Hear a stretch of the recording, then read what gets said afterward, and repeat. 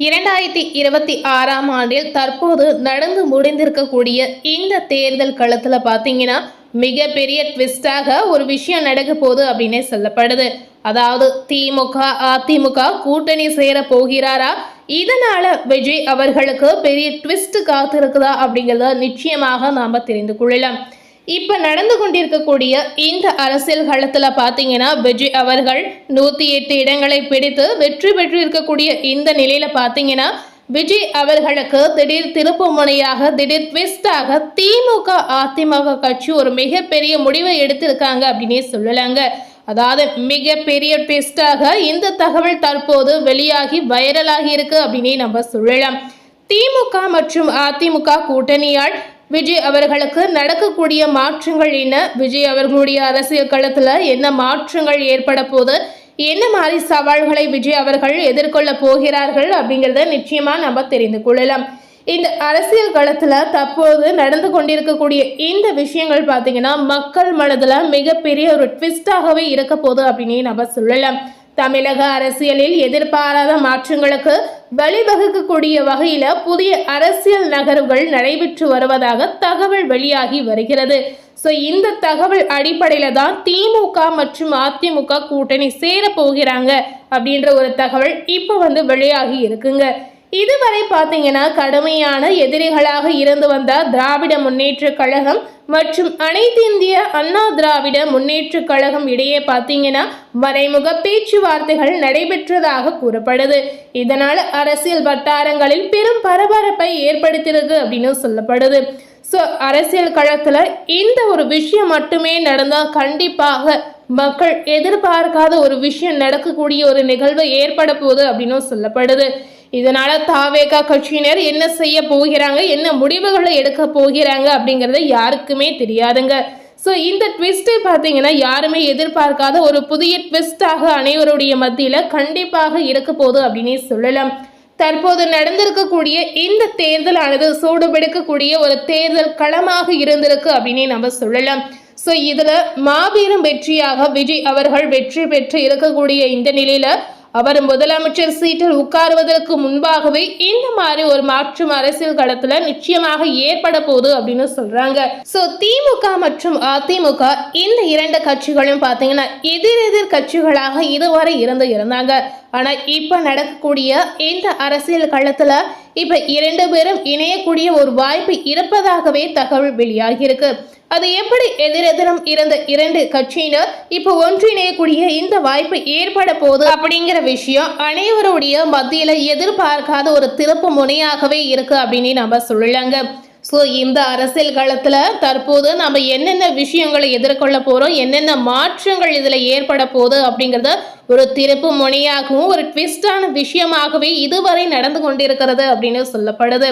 எதிர்கட்சிகள் இடையே ரகசியமான ஒரு பேச்சுவார்த்தை நடந்து இருப்பதாக தகவல் வெளியாகி இருக்கு. சோ இந்த தகவல் மூலமாக தான் தற்போது திமுக மற்றும் அதிமுக கூட்டணி சேர போகிறாங்க அப்படின்ற ஒரு தகவலும் இப்ப வைரலான ஒரு விஷயமாகவே வந்திருக்கு அப்படின்னு நம்ம சொல்லலாங்க. சாதாரணமாக ஒன்றாக வர முடியாத இரண்டு பெரிய திராவிட கட்சிகள் திடீரென தொடர்பு கொண்டதாக கூறப்படுது.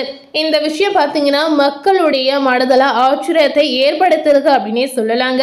ஸோ மக்களுக்கும் இந்த விஷயம் பார்த்தீங்கன்னா பெரிய ஒரு திருப்பு முனையாகவே இருக்கும் அப்படின்னு நம்ம சொல்லலாம்.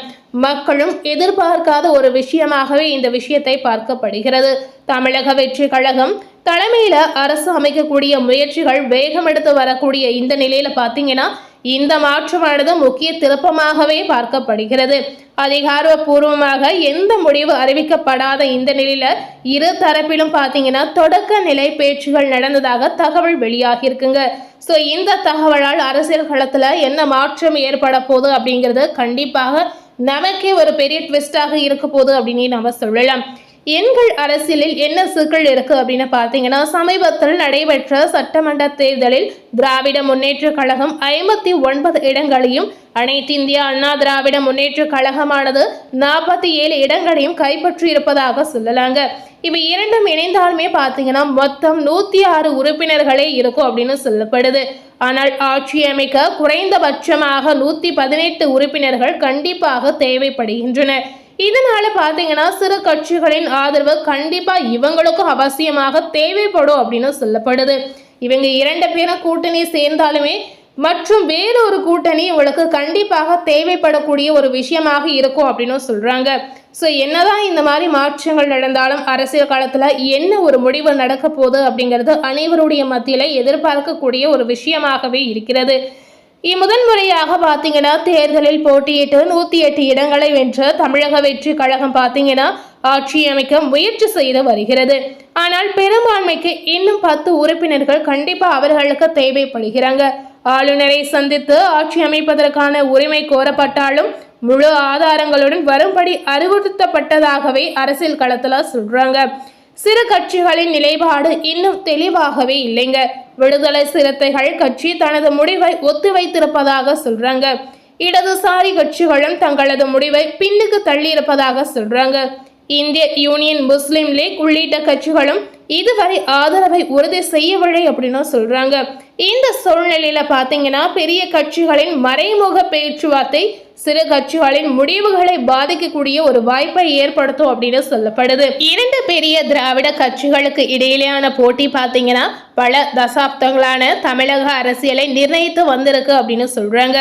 ஒரு காலத்தில் ஒரு கட்சியாக இருந்த நிலையில ஏற்பட்ட பிளவு பின்னர் கடுமையான அரசியல் எதிர்பார்ப்பாக மாறியது. இப்ப அந்த வரலாற்றை பார்த்தீங்கன்னா மாற்றும் வகையில புதிய கூட்டணி உருவாகுமா என்பது பெரிய கேள்வியாகவே இருக்கு அப்படின்னு சொல்லப்படுது. ஸோ அடுத்த கட்ட முடிவு அவங்களது என்னவா இருக்கும் அப்படின்ற ஒரு கேள்வி அனைவருடைய மத்தியிலும் இருக்கு அப்படின்னு சொல்லலாங்க. தமிழக அரசியலில் இப்போது நிலவக்கூடிய இந்த சூழ்நிலை மிகவும் பரபரப்பானதாக நிச்சயமாக இருக்கிறது.